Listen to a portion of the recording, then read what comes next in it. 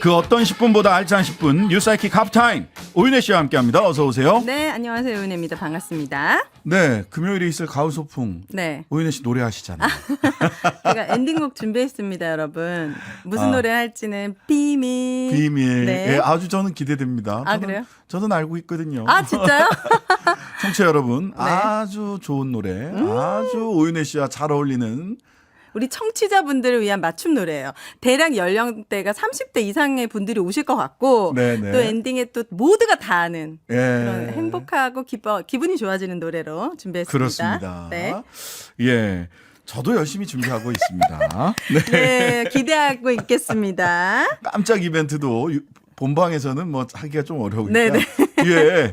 방송사고. 앞에 프리하이킥 30분 유튜브로 나가는 게 있고요. 네. 그다음에 8시부터 8시 반까지 또 유튜브로 디프리쇼 이게 있습니다. 요때 저희도 뭐 이렇게 우리 청취자를 위해서 깜짝 준비를 이벤트. 하고 있는 게 있다. 네, 많은 분들 함께 해주셨으면 좋겠습니다. 당첨 안 돼도 오실 수 있다. 상암으로 그럼요. 오시면 됩니다. 네네. 자, 제가 본 오늘의 뉴스는 지난주 네. 프리하이킥 때 사실 언론노조 YTN 고한석 지부장님과 전화 연결을 해가지고 YTN의 상황을 알게 됐는데 네. YTN 지분 매각 절차가 공식적으로 시작이 됐다고 합니다. 네. 하여간 굉장히 빨라요.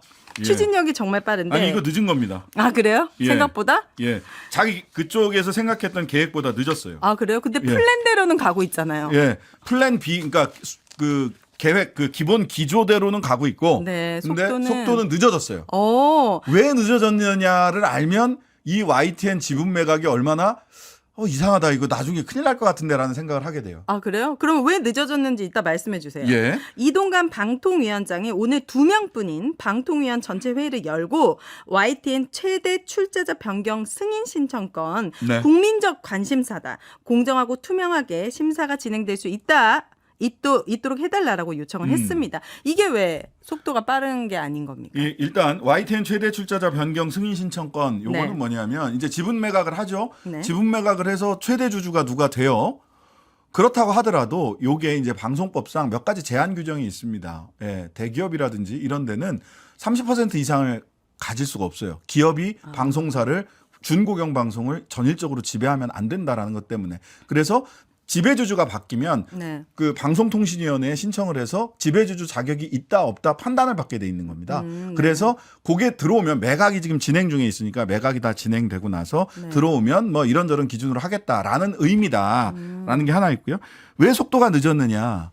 매각을 하려면 매각 주관사라는 게 있습니다. 즉 주식을 네. 어느 회사 거는 어느 증권회사가 어느 뭐 회계법인이 뭐 이런 게 있는데 삼성증권이 매각 주관사가 됐었어요. 아, 네. 근데 반납을 합니다. 매각 주관사. 왜요? 네. 그다음에 NH투자증권은 매각 주관사 신청을 했었어요. 네. 그랬다가 서류를 회수해 갑니다. 왜지? 뭔가 남는 이윤이 별로 안 보였나? 뭐 때문이에요? 모릅니다. 공식적으로 아. 밝히지 않아요. 아, 그래요? 그런데 이쪽 자본시장법을 좀 아는 변호사들이나 전문가들은 뭐라고 얘기를 하냐면 이게 말하자면 매각 주관사는 YTN에게 가장 유리하게 주식을 팔아야 돼요. 아, 비싼 값에. 비싼 값에 네. 팔아야죠.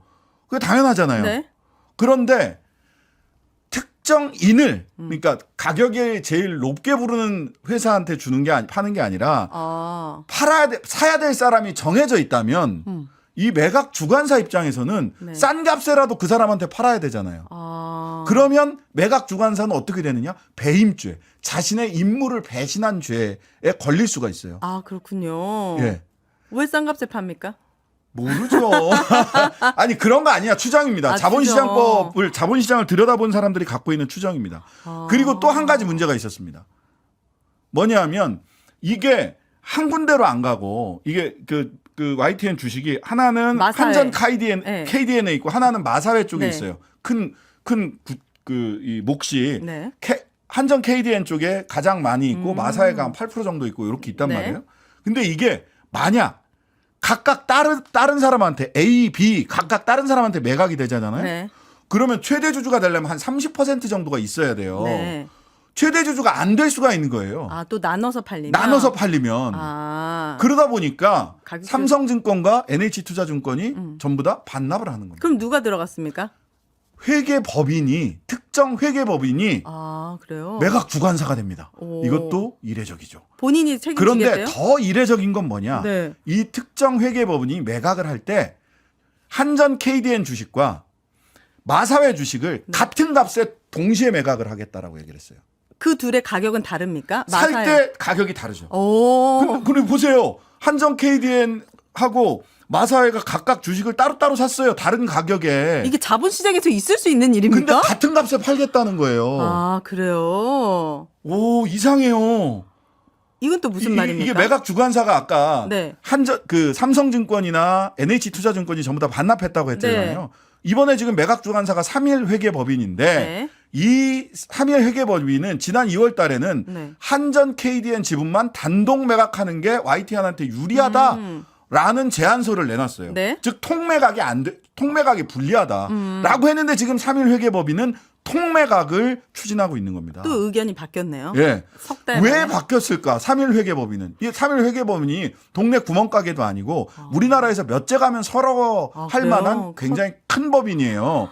근데 3일 회계법인은 2월 달에 단독 매각, 한전 KDN 그 주식만 단독 매각하는 게 좋다라고 의견을 냈다가 왜 갑자기 지금은 마사회와 한전 KDN 매각을 통매각하는 게 좋다고 생각을 하느냐?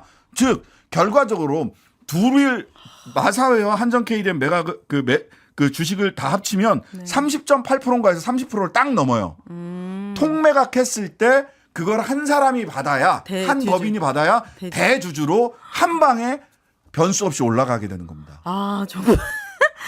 그래서 이걸 하다 보니까 늦어졌구나. 계획보다 늦어졌어요. 답정너였군요. 네. 이게 되겠습니까? 그래서 고한석 지부장님이 그때 소액주주 운동 이야기했었는데 여러분들이 조금 관심을 좀 많이 가져주셨으면 좋겠습니다. 네네. 자, 그리고 윤석열 정부의 언론관이 과연 공정한가 의심할 만한 자료가 또 나왔습니다. 윤석열 정부 출범 이후에 올해 9월까지 정부가 직접 야. 집행한 광고비를 분석을 해보니까 TV조선의 경우에 이전보다 50% 이상 성장했고 반대로 MBC는 16%가 급감했습니다. 조선일보도 29.4%가 늘어서 100억을 돌파. 그리고 잠시 후 우리 병상욱 기자님과도 얘기하겠지만 제가 어제 MBC 뉴스 보도를 보니까 언론진흥재단에서 영국에서 했었던 언론의 신뢰도 1위를 MBC가 차지했는데 네. 보니까 보고서 번역 이후로는 그 1위 했던 MBC 부분이 삭제가 됐더만요. 그리고 언론진흥재단은 올해 1,890억 정부 예산을 배정받은 곳이고 네. 그런데 영국의 이 신뢰도 보니까 1위가 58% MBC였잖아요. MBC예요. 신뢰도 꼴등이 33%를 차지한 조선일보입니다. 네. 영국에서는 신뢰도가 가장 낮다라고 평가한 이 언론사에 정부는 50% 이상 더 많은 광고비를 지불했습니다. 우리 국민들이 그렇게 생각을 한다라는 것을 영국에 있는 그 잡지가 네. 영국에 있는 그쪽에서 이제 얘기를 한 거고요. 근데 정부에서 광고비를 집행을 할 때 기준이 뭘까? 뭐 물론 언론 생태계를 골고루 발전시켜야 된다 이런 아주 뭐 기준도 있을 거고 네. 광고잖아요. 그죠? 그러면은 정부 정책이나 이런 거에 신뢰도를 높여야 되는 게 네. 광고의 목적 아닌가요? 그쵸. 널리 알리고 신뢰도를 높이는 거. 네. 근데 여기를 보면 MBC는 지금 영국에서 조사에 따르면 신뢰도가 대한민국에서 제일 높은 언론이에요. 네. 근데 극단입니다. MBC의 정부의 광고액이 127억 원인데요. 네. TVN 수주액이 129억 원입니다. TVN도 아주 훌륭한 방송사이긴 하지만 네. 케이블 네. 예능 예. 꽉 잡고 있죠. 정부 신뢰가 예능을 통해서 그리고 아. 종편이나 129억으로 늘어났다고요? 129억을 129억 광고비를 네, 광고비를 예산했다. 정부가 집행해 줬어요. TVN보다 적어요. 동아일보가 139억이에요. 신문보다 MBC의 광고비 집행이 정부 광고비 집행이 적어요. 얼마예요, MBC는? 127억. 아, 그래요. 지금 신장식 뉴스아이키 정체 청취율 1위인데 네. 광고비 정부 광고 좀 집행 좀 해주십시오. 캠페인 1위면 광고. 더 떨어져. 네. 어떻게 아니 그러니까 저는 국민들의 이게 신뢰도와 반대로 가. 기준이 뭐냐는 거예요. 정부 광고비 국민 세금이잖아요. 그러면 정부의 정책을 네. 신뢰도 있고 청취율 높은 곳에 집행을 해야 합리적이고 국민 네. 세금을 제대로 쓰는 거 아닙니까? 네, 그러니까요. 그러니까 이번에도 압도적으로 여러분들이 청취율 일이 만들어 주셔야. 그랬을 때 정부에서 광고 주시는지. 네, 저희가 요구할 수 있잖아요. 저 일입니다. 광고 좀 뭐, 이렇게. 뭐 요구까지는 아니고. 아니 줄이지는 말아야지. 16%를 줄이는 건 좀 이상하잖아요. 여튼 참 이상하다. 광고를 왜 하는가? 너무 치사합니다. 어떤 곳에 광고를 해야 광고 효과가 높아지는 것인가? 이상하다. 네, 벌써 끝났네요. 그러네요. 네. 오늘 저 하프타임은 여기까지 하도록 예, 하겠습니다. 3부에서는 국민의힘 윤희석 선임 대변인 만나고 4부에서는 변상욱 기자 만나보도록 하겠습니다. 오늘의 하프타임은 여기까지. 감사합니다. 감사합니다.